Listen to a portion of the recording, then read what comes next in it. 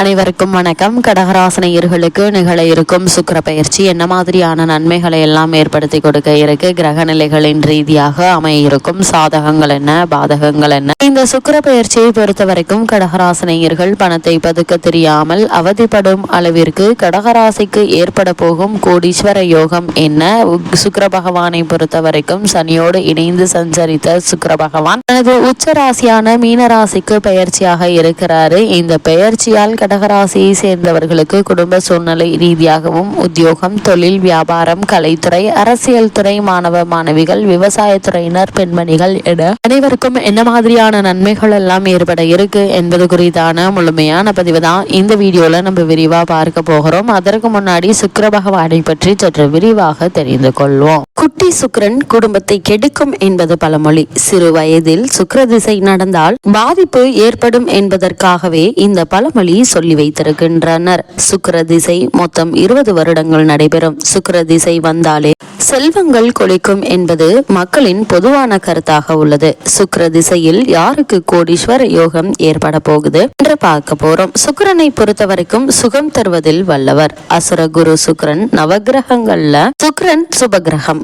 காதல் நாயகன், கலத்திரக்காரகன், காதலுக்கு ஆசைக்கும் சொந்தக்காரகன், இல்லற வாழ்க்கையில் சுகத்தையும் சந்தோஷத்தையும் தருபவர் சுக்கிரன். சுக்கிரன் பிறந்த ஜாதகத்தில் வலிமையாக இருந்தால் சுக்கிர திசை காலத்தில் யோகங்கள் வரும். கோடி கோடியாக அள்ளி தருவார் சுக்கிரன். அதே போல் சுக்கிர திசை குட்டி சுக்கிரன் குடியை கெடுக்கும் என்றால் குழந்தை பருவத்தில் வரும் சுக்கிர திசை ஆகாது, பயன் தராது என்று பெரும்பாலான ஜோதிடர்கள் சொல்கிறார்கள். சுக்கிரன் அள்ளி கொடுப்பது யாருக்கு, அலைச்சலை தருவது யாருக்கு என்று பார்க்கலாம். பரணி, பூரம், பூராடம் நட்சத்திரங்களில் பிறந்தவர்களுக்கு ஜென்ம திசையே சுக்கிர திசையாக வரும். அஸ்வினி, மகம், மூலம் நட்சத்திரங்களில் பிறந்தவர்களுக்கு 2வது திசையாக சுக்கிர திசை வரும். இதனால் அவர்களுக்கும் அவர்கள் பிறந்த குடும்பத்திற்கும் பாதிப்பு வரும் என்பது பலரது கருத்து. இதை சில கூறினாலும் அப்படி எதுவும் வராது என்பதே பொதுவான கருத்தாக இருக்குது. சனியினுடைய புத்திரனான குளிகன் கலத்திரக்காரகரான சுக்கிரனுடன் ஆண் ஜாதகத்தில் சேர்ந்து இருந்தால் அவருக்கு அமையும் மனைவியால் குடும்பத்தில் பிரச்சனை வர அதிக வாய்ப்பு உள்ளது என்பதையே இந்த குட்டி சுக்கிரன் குடியை கெடுக்கும் என்ற ஜோதிட பழமொழி சொல்கிறது. அதே போல் காதல் திருமணத்தை தருபவரும் சுக்கிரன் தான். அஸ்வினி, மகம், மூலம் நட்சத்திரங்களிலும் பரணி, பூரம், பூராடம் நட்சத்திரங்களில் பிறந்தவர்களுக்கும் இளைய வயதிலேயே சுக்கிர திசை வரும். இளம் பருவத்தில் வரும் சுக்கிர திசை மற்றும் புக்திகள் ஒரு ஜாதகத்தாருக்கு காதல் அனுபவங்களை வலுவாக தரும். எங்கோ பிறந்து எங்கோ வளர்ந்து வரும் இருவரை திடீரென ஒருவருக்கொருவர் அறிமுகப்படுத்தி மனதில் காதல் மணியடிக்க வைப்பார் சுக்கிரன். இளம் வயது திருமணத்தையும் நடித்து வைப்பாரு சுக்கிரன். ஒருவருடைய ஜாதகத்தில் சுக்கிரன் பலம் பெற்றிருந்தால் பண வரவுகளுக்கு பஞ்சம் இருக்காது, கடன்கள் யாவும் நிவர்த்தியாகும். பொதுவாக சுக்கிரன் கிரக சேர்க்கைகளின்றி தனித்து அமைவதே சிறப்பு. நட்பு கிரகங்களான புதன், சுக்கிரன், சனி போன்றவற்றின் வீட்டில் அமைந்தோ சேர்க்கை பெற்றோ இருந்தால் குடும்பத்தில் சுபிக்ஷம், திருமண சுபகாரியங்கள் கைகூடும் அமைப்பு, புத்திர பாக்கியம் உண்டாகக்கூடிய யோகம், செல்வம், செல்வாக்கு சேர்க்கை, வண்டி வாகனம், பூமி மனை வாங்கும் யோகம், ஆடை ஆபரணங்கள் அமையும் வாய்ப்பு போன்றவை அமையும். அதேபோல் ஜாதகத்தில் சுக்கிரன் பலமிழந்து குழந்தை பருவத்தில் திசை நடைபெற்றால் அடிக்கடி உடல்நிலை பாதிப்பு, பெற்றோருக்கு அனுகூலமற்ற நிலை உண்டாகும். இளமை பருவத்தில் நடைபெற்றால் இரகசிய உடல்நிலை பாதிப்பு, தேவையற்ற பழக்க வழக்கங்களால் ஆரோக்கிய பாதிப்பு, குடும்பத்தில் பொருளாதார இடையூறுகள் உண்டாகும். மத்திய பருவத்தில் நடைபெற்றால் குடும்ப வாழ்க்கையில் கருத்து வேறுபாடு, சுகவாழ்வு, சொகுசு வாழ்வு பாதிப்பு, பெண்களால் அவப்பெயர், வம்பு வழக்குகளை சந்திக்கும் சூழ்நிலை ஏற்படும். முதுமை பருவத்தில் நடைபெற்றால் உடல்நிலையில் பாதிப்பு, பொருளாதார தடை, சர்க்கரை நோய், இரகசிய நோய்கள், குடும்பத்தில் நிம்மதியற்ற நிலை ஏற்படும். சுக்கிரன் தனித்து நிற்காமல் பாவகிரகங்களுடன் சேர்க்கைகளுடன் இருந்தால் கலத்திர தோஷம் உண்டாகி மன வாழ்க்கையில் பிரச்சனைகளை ஏற்படுத்திவிடும். அதுபோல சூரியனுக்கு மிக அருகில் அமைந்து அஸ்தங்கம் பெற்றிருந்தாலும் மன வாழ்க்கை ரீதியான பிரச்சனைகள் உண்டாகும். பொருளாதார நிலையிலும் நெருக்கடிகள் ஏற்படும்.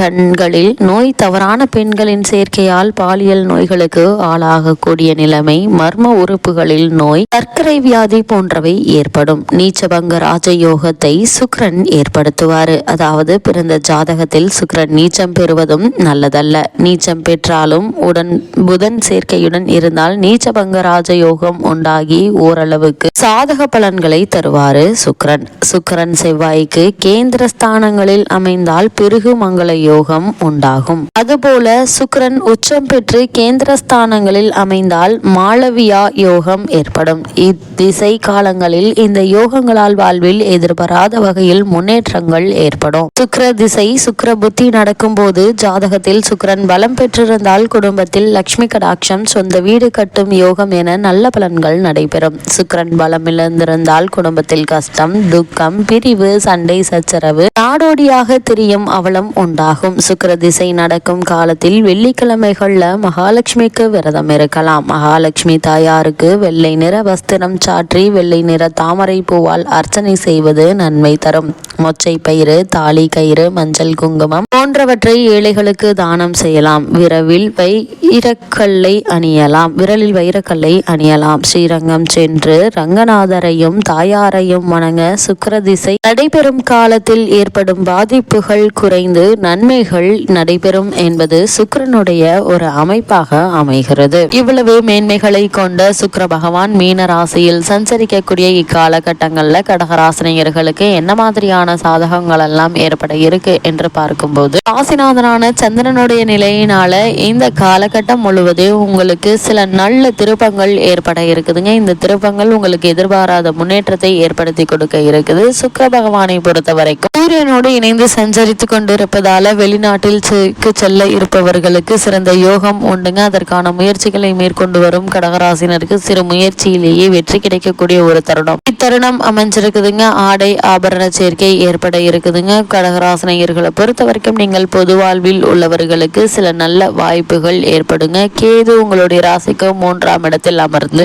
உங்களுடைய துன்பங்களை குறைக்கும் வண்ணம் இருக்கிறாருங்க. பணப்பற்றாக்குறை ஏற்பட்டாலும் கூட அதனை சமாளித்து விடக்கூடிய ஒரு தருணத்தில் நீங்கள் இருக்கிறீர்கள் என்பதால் நீங்கள் கவலைப்பட வேண்டிய எந்த ஒரு அவசியமும் இல்லைங்க. கடகராசினியர்களை பொறுத்த வரைக்கும் இல்லத்தில் சுப காரியங்கள் நடக்கும் சூழ்நிலை உருவாகுங்க. அதற்கான பண தேவை என்பது நீங்கள் எதிர்பாராத இடங்களிலிருந்து உங்களுக்கு கிடைக்க இருக்குது. யோக காரகரான செவ்வாய் உச்சம் பெற்று மகர ராசியிலிருந்து கடகத்தை பார்ப்பது முன்னேற்றத்தை அதிகரிக்குங்க. இது மட்டும் இல்லாமல் கடகராசினியர்களை பொறுத்த வரைக்கும் இந்த சுக்கிர பயிற்சி நிகழக்கூடிய காலகட்டங்களில் என்ன மாதிரியான விஷயங்களை நீங்கள் கவனமாக இருக்க வேண்டும் என்று பார்க்கும்போது, முக்கியமான சுப கிரகமான குருவும் சரியில்லாத நிலையில் இருக்கிறாருங்க. சுக்கிரனும் சரியில்லாத நிலையில் இருக்கிறாரு. எனவே எதையும் மிகவும் கவனத்தோடு செய்ய வேண்டுங்க. இல்ல அப்படின்னா பணப்பற்றாக்குறை ஏற்படுவதற்கான வாய்ப்புகள் இருக்கு. அஷ்டமத்தில் உள்ள சனி ஆரோக்கியத்தில் சில சங்கடங்களை தரலாங்க. களத்திரஸ்தானத்தில் செவ்வாய் இருப்பதால் மனைவியின் அல்லது கணவனுடைய உடல்நிலையில கவனமாக இருப்பது மிக மிக அவசியங்க. எதிர்பாராத இடமாற்றங்கள் நிகழலாங்க. இந்த இடமாற்றத்தை ஏற்றுக்கொள்ளுங்க. இந்த இடமாற்றத்தின் காரணமாக நல்ல ஒரு முன்னேற்றம் உங்களுடைய வாழ்வில் ஏற்படுவதற்கான சாத்தியக்கூறுகள் அதிகம் இருக்குது. கடகராசினியர்களை பொறுத்த வரைக்கும் கிரக நிலைகளின் ரீதியாக கூறப்படும் பரிகாரம் என்ன என்று பார்க்கும்போது, சிவனை வழிபட நினைத்தது நடக்குங்க. பசுக்களுக்கு உணவளியுங்க. அது மட்டும் இல்லாமல்